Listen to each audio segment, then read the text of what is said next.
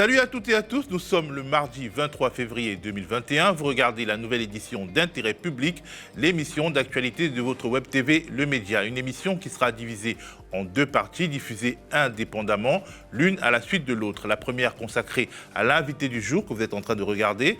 Avec l'historien André Günther, nous parlerons du feu allumé au sein des universités par la ministre de l'Enseignement supérieur, Frédérique Vidal, qui a ouvert une polémique hautement inflammable sur l'islamo-gauchisme qui gangrènerait les campus. En deuxième partie de soirée, vous aurez le plaisir de découvrir notre toute nouvelle chronique qui scannera l'actualité vue par le petit bout de la lorgnette de la tech, du web et des réseaux. Une chronique animée par notre consoeur Pauline Ferrari et où il sera question cette fois-ci du probable retour par la fenêtre de la loi séparatisme des dispositions contenues dans l'article 24 de la loi sur la sécurité globale et qui pénalisait le fait de filmer les policiers.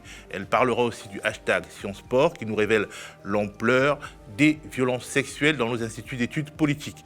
Si vous nous regardez en première ou juste après, revenez à 21h30 pour voir la seconde partie, sachant que très rapidement, cette seconde partie sera mise en écran de fin à la fin de ce module. Ça y est, la Macronie s'en va en guerre. Elle a décidé de lancer la bataille contre un concept à la fois fumeux et ambigu, l'islamo-gauchisme. Une bataille qui se mène sur un front particulier, nos universités publiques qui seraient, et je caricature à peine, des foyers de sédition voués aux idées de Mao Tse-tung et de l'ayatollah Khomeini. Mais au fait, c'est quoi ce mot islamo-gauchisme? D'où provient-il?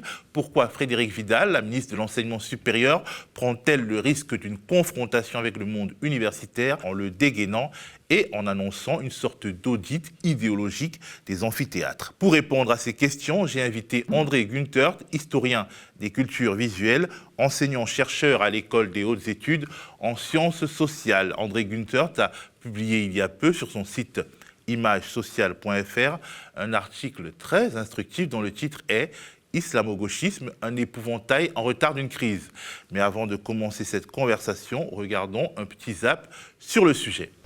L'islamo-gauchisme gangrène les universités. Est-ce que vous êtes d'accord ? Moi, je pense que l'islamo-gauchisme gangrène la société dans son ensemble et que l'université n'est pas imperméable, l'université fait partie de la société. Ce que l'on observe dans les universités, c'est qu'effectivement, il y a des gens qui peuvent utiliser leur titre et l'aura qu'ils ont pour porter des idées radicales ou pour porter des idées militantes. Mais le monde universitaire de l'islamo-gauchisme, vraiment. Alors oui, en sociologie, on appelle ça mener une enquête. Oui, c'est le CNRS qui actuellement, en la personne de son président, dirige l'Alliance des sciences humaines et sociales, Athéna. Et oui, je vais demander effectivement à ce que l'on fasse un bilan de l'ensemble des recherches qui se déroulent dans notre pays, que ce soit les recherches sur le post-colonialisme. Mais moi, vous savez, j'ai été extrêmement choquée de voir au Capitole apparaître un drapeau confédéré et je pense qu'il est essentiel que les sciences humaines et sociales se penchent sur ces questions qui sont encore aujourd'hui d'actualité. Ce serait absurde de ne pas vouloir étudier un fait social. Il faut au moins étudier, dans ce cas-là, si c'est une illusion, il faut étudier l'illusion et regarder si c'en est une. Pour ma part, je le vois comme un fait social indubitable. Ça se voit par exemple dans des déclarations de certains politiques. Quand vous avez M. Mélenchon qui participe à une manifestation du CCIF, vous pensez à la manifestation contre ce qu'on appelait l'islamophobie, où il y avait clairement des islamistes radicaux. M. Mélenchon, quand il fait ça, tombe dans l'islamo-gauchisme, sans aucun doute. Voilà la collusion. Alors, moi, je veux bien après que des spécialistes de sciences politiques analysent ça, trouvent d'autres mots pour décrire le phénomène. Chacun doit voir ça avec sérénité, objectivité. On est en train, avec ces interventions gouvernementales successives, de se retrouver dans le camp de la Hongrie et de la Pologne en Europe. C'est assez grave. Les gouvernements polonais et hongrois commencent à intervenir dans la vie interne des universités pour limiter le droit de la liberté académique. André Günther, bonjour. Puisqu'il semble que nous soyons désormais dans une sorte de match entre les faits et les fantasmes, j'aimerais que, si possible, vous nous fassiez l'archéologie de ce fameux mot islamo-gauchisme. Alors, le terme lui-même, maintenant, depuis une semaine de débat, on commence à y voir plus clair. Il y a une origine qui est notamment liée au conflit israélo-palestinien et donc une proposition par notamment Pierre-André Taguieff pour désigner une alliance stratégique entre des groupes de militants de gauche radicale et des militants islamistes ou pro-palestiniens. Donc ça, on est au début des années 2000.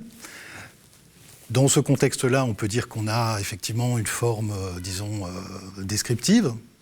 En même temps, c'est quand même clairement un assemblage qui a une dimension qui est déjà une dimension polémique. A priori, militer pour la cause palestinienne ne veut rien dire sur notre rapport à la religion à la base. Absolument. Alors, le terme, évidemment, islam ou islamiste n'a pas le même sens encore au début des années 2000. Voilà, toute l'histoire qui s'est passée et qui a vu l'aggravation du terrorisme, notamment en France, c'est à partir de 2015. Donc ça, voilà, c'est un contexte très différent. Et ce qu'il faut dire, c'est qu'en fait, ce terme a été très peu employé et qu'il est repris finalement seulement après la période des attentats, donc Charlie, le Bataclan et Nice, essentiellement à droite, voire à l'extrême droite. Alors j'ai fait mes petites recherches et Marine Le Pen, en 2012, lors de la campagne de 2012, dans le cadre d'un meeting à Nantes, récupère ce mot de Pierre-André Taguieff. J'appelle tous les Français musulmans à nous aider, à les libérer de l'emprise islamo-gauchiste. Je les assure de notre aide et de notre soutien, et qu'ils sachent que nous menons ce combat depuis bien longtemps. Il y a 50 ans, nous fûmes les seuls à accueillir les harkis. Et là, il y a eu une étude du Politoscope qui a été diffusée sur Twitter, qui est très intéressante, et qui montre que l'emploi de ce terme au cours des 4 dernières années, depuis le début du mandat de Macron, est le fait exclusivement de l'extrême droite à des fins de stigmatisation de la France insoumise. Voilà. Donc en gros, le terme sert à disqualifier la gauche radicale au nom d'un amalgame supposé avec le terrorisme djihadiste, ce qui est donc une accusation extrêmement grave, puisque en fait, ce terme sert à traiter un adversaire politique, dans un cadre polémique, d'ennemis de la nation, de complices du terrorisme. Et il y a un autre terme de ce point de vue-là qui est très intéressant, qui fait partie du même vocabulaire de l'extrême droite et qui, par exemple, a été mis également en couverture de Valeurs Actuelles, qui a fait une couverture sur les islamo-gauchistes, et elle a fait aussi une couverture sur les islamo-collabos. C'est un synonyme, et on voit mieux peut-être avec ce terme ce que ça signifie, c'est-à-dire c'est se servir vraiment du terme infamant, stigmatisant, qui désigne aujourd'hui des ennemis dans le cadre d'une guerre et du terrorisme islamiste, avec des adversaires politiques qu'on veut stigmatiser. C'est donc un terme, c'est une accusation très grave, et c'est un terme qui, évidemment, dans ce contexte, est devenu uniquement un anathème et une insulte politique. Donc, de voir ce terme marqué vraiment par la haine politique et raciale par des responsables politiques au gouvernement, c'est ça qui est vraiment choquant et nouveau, parce que ça s'est produit après l'assassinat de Samuel Paty. Alors on comprend quelque part que le Rassemblement national utilise ce terme, déjà parce que c'est quelque part dans son ADN, et puis il y a une forme de concurrence en réalité sur les classes qu'on appelle les classes populaires, les travailleurs, une concurrence entre, disons, le Rassemblement national et la France insoumise globalement. On peut dire ça, c'est chez les jeunes, dans les classes populaires, c'est quand même des votes qui sont très, très abondants. Et on peut se dire quelque part, pour couper en deux ces classes populaires, c'est-à-dire isoler les classes populaires blanches et les classes populaires, disons, colorées, le Rassemblement national, finalement, invoque une forme de tribalisme, le parti des Arabes et des Noirs d'un côté, le parti des classes populaires blanches de l'autre côté. Ça se comprend, ça. En revanche, ce qui ne se comprend pas, c'est effectivement l'utilisation de ce terme par la Macronie. Et appliqué à la recherche et aux sciences sociales. Parce que là, et c'est la discussion qui a lieu depuis presque une semaine, c'est qu'on ne comprend absolument pas bon, entendez-moi bien, ce terme, l'appliquer à la France insoumise, c'est insultant et ça n'a pas de fond autre que celui de l'anathème. Mais on comprend encore moins, si j'ose dire, ou pas plus, quel est le rapport entre des disciplines scientifiques, le décolonialisme, l'intersectionnalité, qui sont des spécialités tout à fait dignes et intéressantes, avec le terrorisme ou l'intégrisme islamiste. Il n'y en a pas. Et depuis plusieurs jours, on a vu des arguments s'échanger. Il y a eu une interview de Taguieff assez longue dans Marianne. Et il n'arrive pas, en fait, à fonder l'utilisation de ce terme et à la justifier. Donc ça, je crois que ça a énormément choqué tous les universitaires, ou enfin une très grande majorité d'universitaires. On a aujourd'hui un phénomène sans précédent dans le petit monde académique qui est en général très policé, qui est une pétition qui demande la démission de la ministre Frédérique Vidal et qui, là je vérifiais à l'instant, a dépassé les 13 000 votes. Donc une telle réaction de la part du corps académique, c'est du jamais vu. Et là, on voit qu'il y a vraiment, les gens sont extrêmement choqués. Alors moi, je vois un lien entre finalement le décolonialisme, l'intersectionnalité et l'islamisme. Quand je me mets dans la tête de quelqu'un qui peut penser de cette manière, c'est finalement le parti de l'étranger. Quelque part, on dit que ces spécialités viennent des États-Unis et l'islamisme, ça vient d'ailleurs, en gros. Et donc, c'est le parti de l'étranger, qu'il soit oriental, américain, globalement, c'est un fantasme qui considère que quelque part, ce sont des idées étrangères à nous qu'on nous impose. Est-ce que c'est une explication valable ?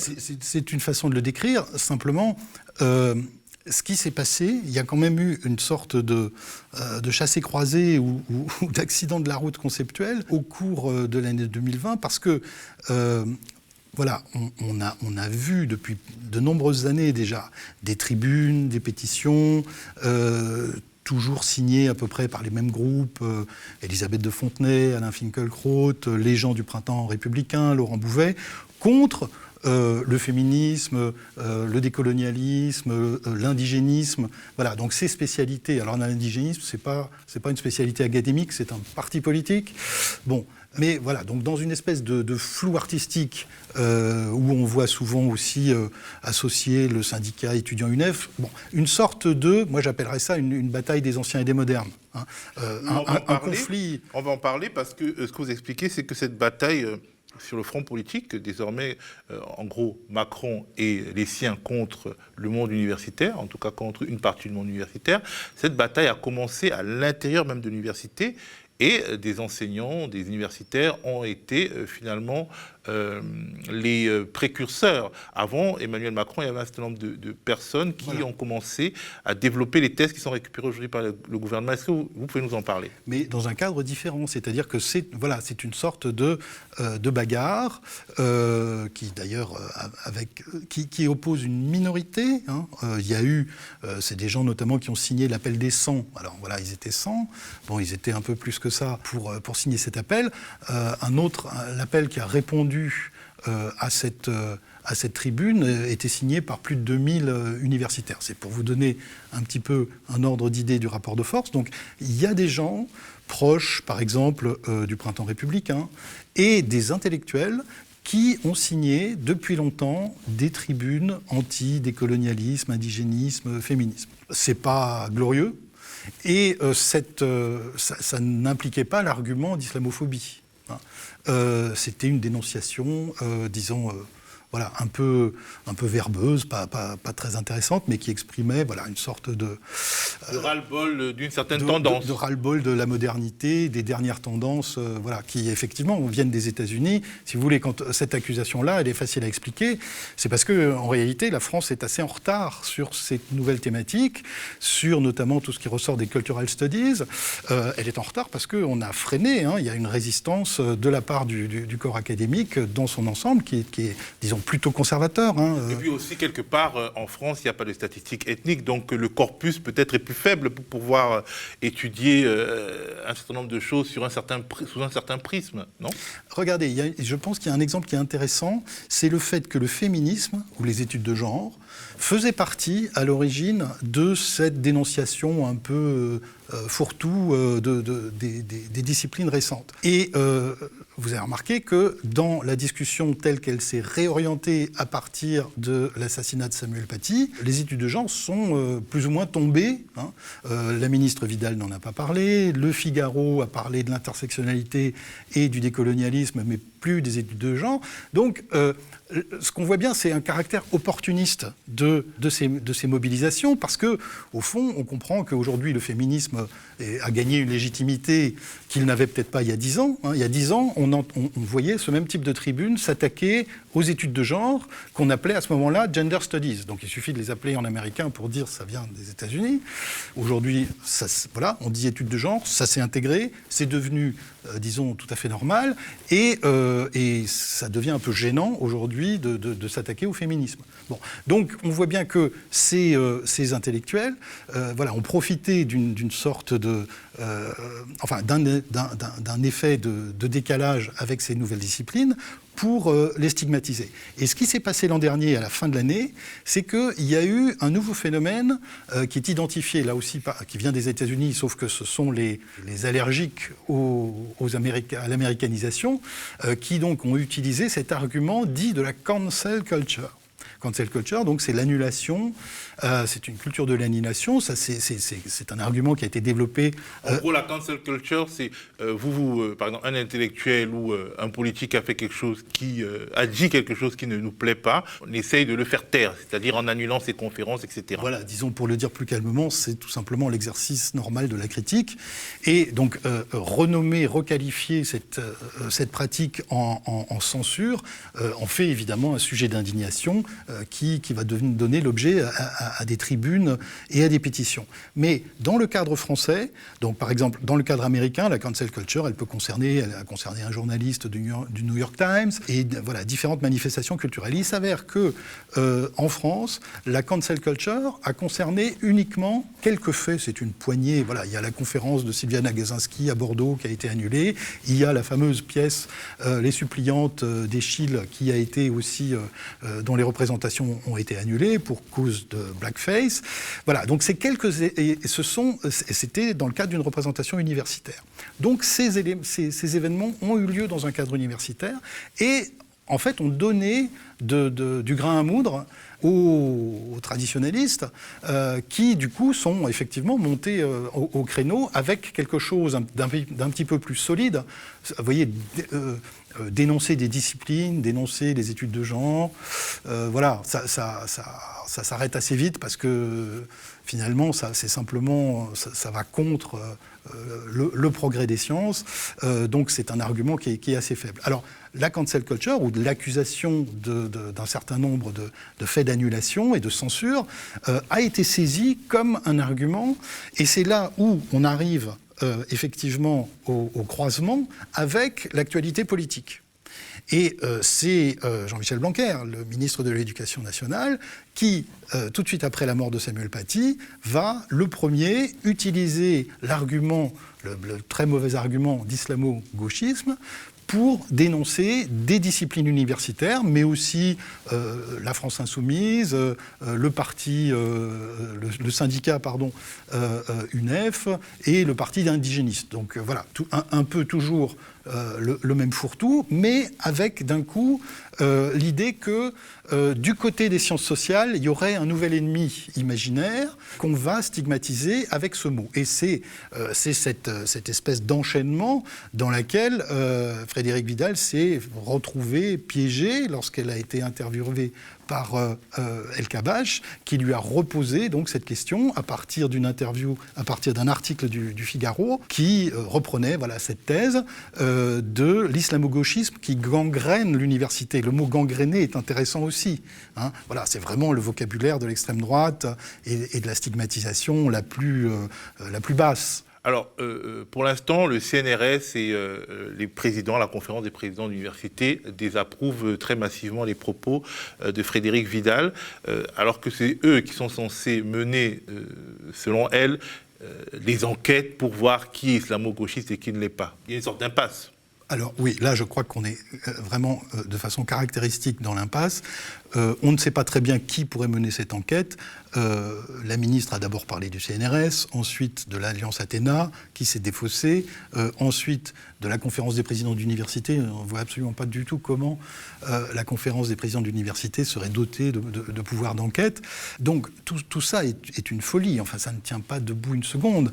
Moi, je vous parie tout ce que vous voulez que cette enquête n'aura jamais lieu.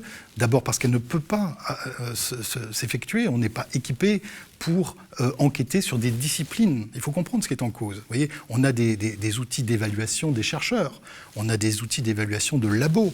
Ça, c'est le HCERS qui fait ce travail-là, qui est chargé, qui est une institution d'ailleurs plus ou moins indépendante, mais qui est chargée de ce travail. Mais enquêter sur une liste de disciplines qui a été définie par le pouvoir politique, il faut comprendre ce que ça veut dire. Si ça arrivait en Russie, vous diriez « non, mais voilà, c'est normal, c'est une dictature ». On ne peut pas faire ça. L'université ne peut tout simplement pas... Il n'y a pas de cadre pour cette enquête, et je mets au défi Frédérique Vidal d'en dessiner le périmètre. Elle est tout à fait incapable de le faire. Alors, les réalités scientifiques, elles sont universelles. Est-ce que dans un autre pays, dans les autres pays occidentaux, est-ce que la thématique de l'islamo-gauchisme existe? Parce que si c'est une spécificité française, ça veut dire que quelque part, c'est plus quelque chose de politique que d'universitaire. Sinon, le mot existe-t-il dans d'autres langues? Il existe comme traduction du terme employé par Taguieff, mais c'est vraiment un emploi très français. C'est dans le cadre d'abord d'une opposition politique que vous avez rappelé entre le Rassemblement national et la France insoumise comme extrême, disons située comme opposition officielle après l'élection d'Emmanuel Macron. Donc ça, c'est un contexte vraiment très français. Et puis, il y a bien sûr le contexte de l'islamophobie française dont il faut parler, parce que ce terme n'aurait pas de sens si il ne faisait pas référence effectivement à une haine raciste des Arabes et des musulmans, et qui est renforcée évidemment avec les attentats et avec le terrorisme.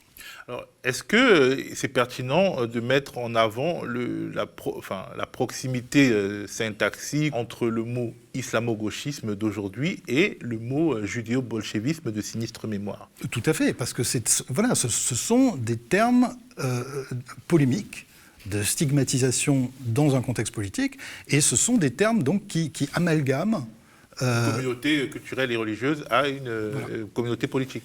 Dans un but de stigmatisation et de disqualification. Donc ce qui est quand même important de comprendre, c'est que la controverse, c'est un état naturel de la science. Les progrès des connaissances se font par la discussion, le débat, parfois on se dispute dans le monde académique, ça peut être vif, mais on utilise des arguments qui sont des arguments scientifiques. On n'accuse pas son adversaire d'être complice du terrorisme. Vous voyez, ça c'est un argument déloyal, et ça n'est pas un argument scientifique. Donc ceux qui recourent à cet argument pour dénoncer un soi-disant militantisme, qu'est-ce qu'ils sont en train de faire d'autre que de l'idéologie? Ça n'a séparatisme aussi, parce que considérer que, par exemple, si vous n'avez pas de problème avec une communauté ethnique ou religieuse, vous êtes un problème, ça signifie qu'on encourage la classe politique à une sorte de défiance vis-à-vis d'une communauté au sein de la communauté nationale. Ça veut dire que finalement, on encourage le séparatisme, le fameux séparatisme le tribalisme, la division des Français, quelque part. Mais alors, c'est là où c'est la dimension politique qu'il faut, à mon avis, souligner. C'est-à-dire que là, dans cette affaire, j'ai l'impression que les discussions internes à l'académie, notamment la guerre des anciens et des modernes, s'est retrouvée instrumentalisée par le pouvoir politique, au service, effectivement, d'un projet qui est inscrit dans la loi sur le séparatisme et qui est donc véritablement le choix de faire de l'islamophobie une doctrine d'État. Ah, vous allez aussi loin que ça? Voilà, c'est le projet qui a été... donc là, c'est Emmanuel Macron. C'est pas ces ministres qui sont en cause. Hein. C'est Emmanuel Macron qui a lancé cette affaire il y a déjà plus d'1 an, c'est lui aussi le premier qui a mis en cause les universitaires en juin 2020. En disant que le monde universitaire était coupable. Et en les accusant de sécessionnisme. Donc voilà, cette accusation, en fait, je ne dis pas que Frédérique Vidal a eu raison d'employer ce terme, mais au fond, elle était dans un contexte où elle a trouvé tout à fait normal d'accuser les sciences sociales d'islamo-gauchisme. Donc, quelque part, elle a été désavouée par Emmanuel Macron après l'utilisation de ce mot islamo-gauchisme, mais elle continue, ça veut dire que le désaveu n'a pas été très clair. Il a été très silencieux, hein, on ne l'a pas entendu. Il a laissé faire. Le Monde a dit dans son éditorial le président joue un jeu dangereux à travers ses ministres. Bon, ça aurait peut-être été intéressant qu'il s'exprime dans un moment de crise. Il n'était pas d'accord avec elle. On a laissé entendre dans la presse. Moi, je ne l'ai pas entendu. Et je n'ai pas non plus entendu de message d'apaisement de la part de la ministre, qui est ce qu'on attendrait dans un contexte comme celui-là, où je peux vous assurer que vraiment les universitaires ne sont pas contents du tout. Elle a réitéré son message dans le journal du dimanche. Et elle dit qu'elle conserve ce projet d'enquête. Moi, je dis que ce projet est infaisable, mais que cette enquête soit lancée ou pas, le problème, c'est que le mal est fait. Parce qu'un certain nombre de responsables politiques importants, le ministre de l'Éducation, la ministre de l'Enseignement supérieur, ont laissé entendre que les universitaires pouvaient être une sorte de 5e colonne et avoir des accointances avec l'ennemi de la nation et avec le terrorisme. Qu'est-ce que vous pensez que le grand public, qui ne connaît rien de toutes ces histoires, qui ne connaît pas l'intersectionnalité, qui ne connaît pas le décolonialisme, donc c'est facile de balancer des mots comme ça, dont, entre parenthèses, les politiques eux-mêmes ne connaissent pas le sens non plus. Je mets au défi, vous voyez, Guillaume Pelletier, Valérie Pécresse et tous ces responsables qui ignorent totalement ce qui se passe dans les facultés et qui emploient des termes qui sont vraiment balancés comme des épouvantails pour faire peur au grand public qui, lui, entend tout ça. Il y a eu un sondage assez inquiétant par CNews qui montrait que les Français étaient assez convaincus de l'idée qu'il fallait une enquête menée par le pouvoir politique sur des disciplines scientifiques. Mais quelque part, les Français, on leur pose des questions après les avoir mal informés sur quelque chose qu'ils ignorent, donc ils répondent. Mais donc voilà, c'est ce que j'essaie de dire. Tout ça, le mal est fait. Et c'est extrêmement dangereux de prononcer ce type d'attaque. On ne comprend pas très bien, vous voyez, Emmanuel Macron qui jouait à l'intellectuel au moment de son élection en rappelant qu'il avait été assistant de Paul Ricoeur. Et c'est un élément qui a joué certainement dans son élection. Hein, ça a participé de son aura. Et il y avait, je me souviens très bien, en 2017, une sorte de sympathie d'une large partie du monde universitaire pour ce nouveau président qui avait l'air de s'intéresser à la vie intellectuelle. C'est vrai que ça nous changeait des précédents. Mais là, personne ne comprend ce qui se passe. Les gens sont atterrés. C'est quand même... on a nos ministres qui nous attaquent et qui nous désignent comme des ennemis de l'intérieur. Enfin, qu'est-ce que ça veut dire? C'est pas sérieux. Alors, selon vous, la récupération du concept d'islamo-gauchisme par le camp Macron est la conséquence de sa défaite idéologique face au mouvement des Gilets jaunes, comme s'il fallait créer une sorte de nouvelle identité politique appuyée sur le régalien, comme ils disent, pour se relégitimer.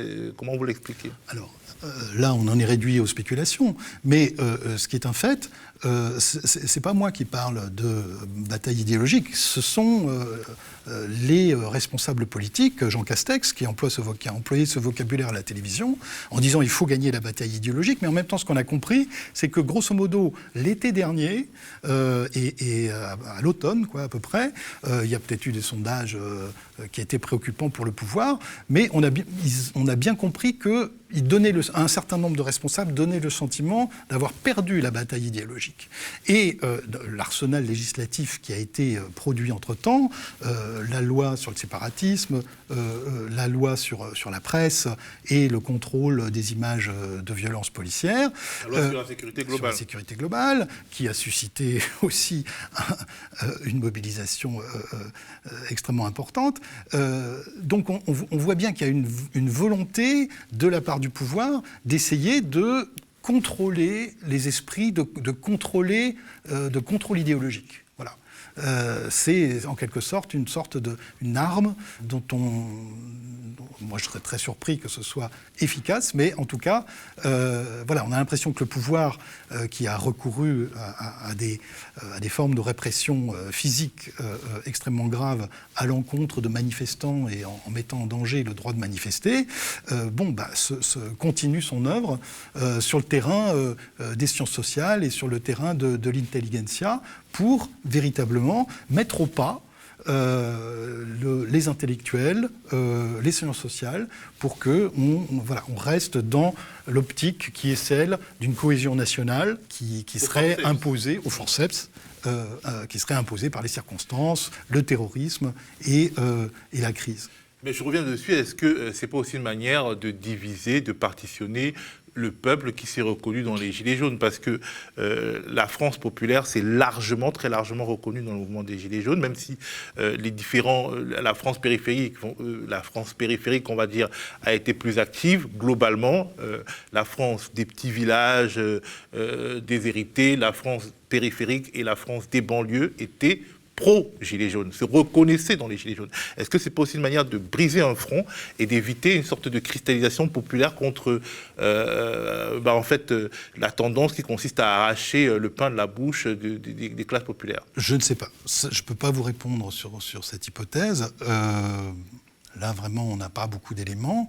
Ce qui est quand même frappant, c'est que c'est vraiment incompréhensible. C'est-à-dire que même en termes de stratégie politique, même si on interprète ce geste comme s'inscrivant dans une stratégie, on a vraiment beaucoup de mal à le comprendre, à en interpréter la portée, parce que vraiment, rien de bon ne peut sortir de ça. Peut-être qu'ils essayent de rééditer la stratégie Sarkozy, qui a pillé les voix de Jean-Marie Le Pen. Écoutez, peut-être, mais on a vu ce que ça a donné, la stratégie Sarkozy.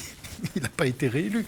Donc voilà, ça donne l'impression d'une espèce de naufrage avec des gens qui ne savent plus très bien sur quel levier appuyer et qui en sont réduits à des expédients de très bas niveau. Alors, tout ce débat se déroule alors que la détresse étudiante est forte. La génération du baby-boom de 2000 entre sur le marché du travail, le chômage des jeunes est épouvantable, l'université va mal, les crédits sont ou stagnent ou sont coupés, alors qu'un grand nombre de jeunes arrivent à l'université. On se dit peut-être que finalement, diaboliser l'université, les profs et les étudiants en même temps, ça soutient une sorte de processus qui tend à rendre les Français indifférents à la cause des étudiants. Ok, d'accord, ils sont pauvres, mais quand même, ce sont des islamo-gauchistes. Ils sont confinés et ils ont une vie qui est absolument difficile ces derniers mois, mais c'est pas grave, c'est des islamo-gauchistes. Est-ce qu'on peut spéculer dans ce sens-là, selon vous? Oui, peut-être. C'est peut-être une explication. Disons que ce qui est certain, c'est que ce type d'attaque, qui encore une fois est caractéristique du personnel politique plutôt à droite, mais aussi d'un grand nombre d'éditorialistes et d'hommes des médias, eux aussi plutôt conservateurs. Tout ça se passe sur une extrême ignorance de la réalité universitaire, d'abord de la réalité scientifique, c'est-à-dire du fait que il y a un certain nombre de travaux très intéressants qui se produisent, pas aux États-Unis, pas je ne sais où, à l'échelle mondiale. Voilà, les cultural studies, tous les nouveaux travaux, le féminisme, pour prendre cet exemple qui est plus évident, parce que peut-être qu'il y a un petit décalage dans le temps qui montre que ça s'est installé tout à fait naturellement. Moi, je vous fais le pari que dans 10 ans, les études décoloniales ne feront hurler personne.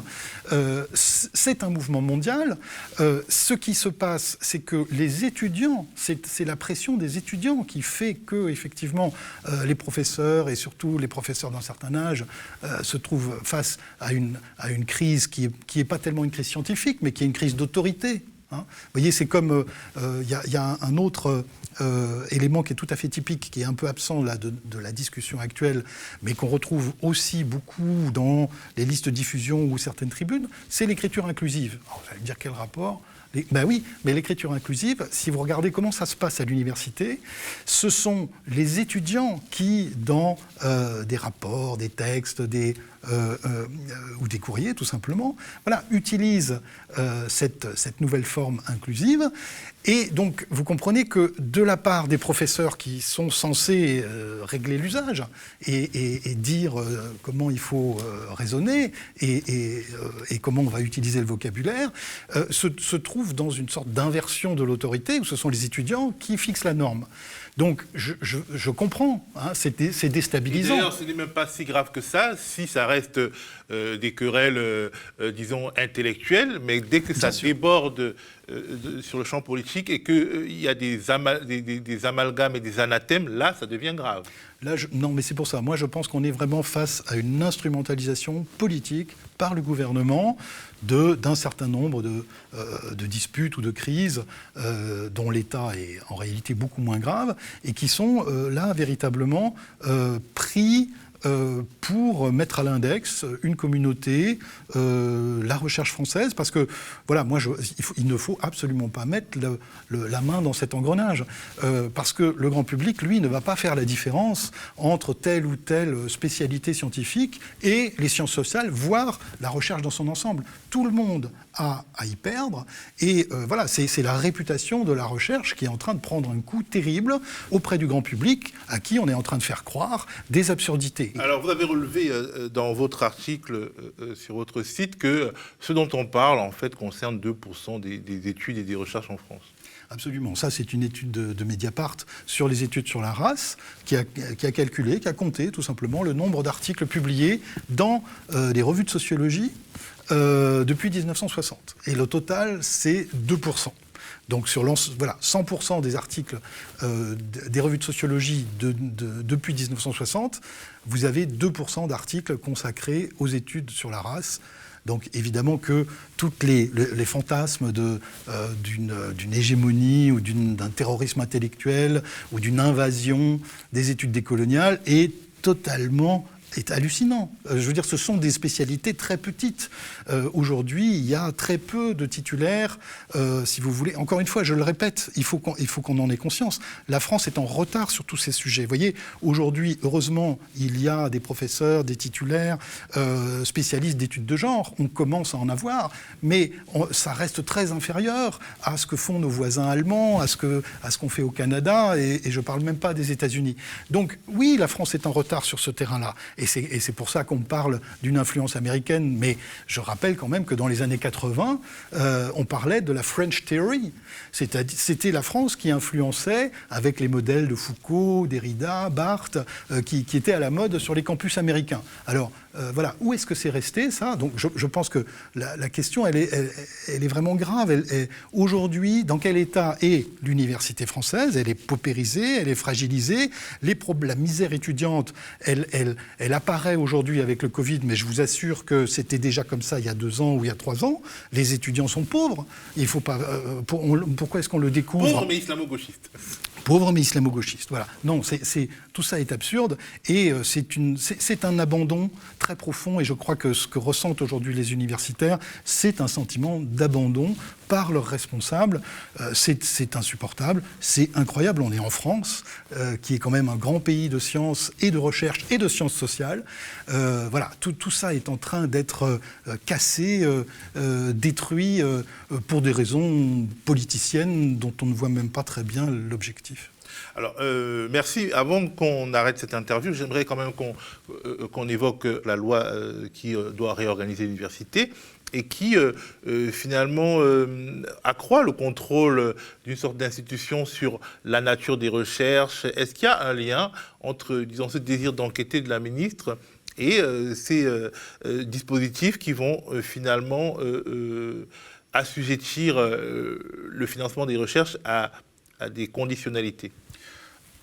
C'est-à-dire que c'est très simple. Hein. Si vous réduisez les financements, effectivement, au bout du compte, il y aura moins de recherche. Le problème principal de la LPR, donc la loi de programmation, c'est que c'est la fin des titulaires. C'est-à-dire que c'est une augmentation de la précarité avec l'introduction de postes de junior professeur, c'est-à-dire des postes sur 5 ans.